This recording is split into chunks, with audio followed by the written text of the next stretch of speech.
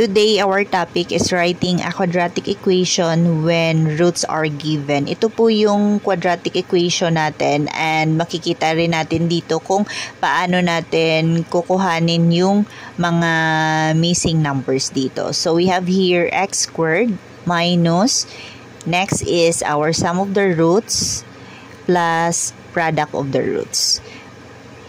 We have here our example number 1, 5, and 9. Our 5 and 9 are the roots, are the given roots. First, hanapin natin yung sum nila. So, x1 plus x2. Ito yung x1 natin and ito yung x2 natin. First root, second root. x1 plus x2 is equals to 5 plus 9 is 14.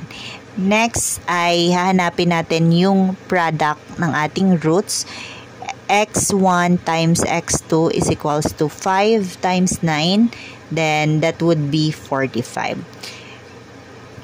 Then kapag nahanap na natin yung sum and product ay isusulat na natin siya sa ating quadratic equation na ito. Ito yung form ng ating quadratic equation, x squared minus 14. So, 14, sum of the roots is 14.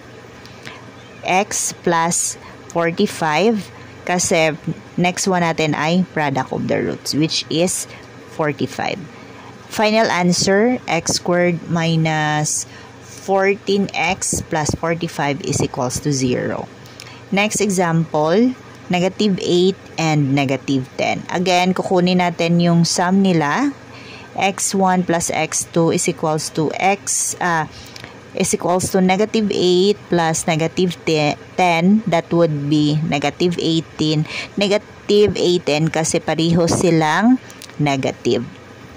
So, negative 18, the product is x1 times x2. So, negative 8 times negative 10 is equals to 80.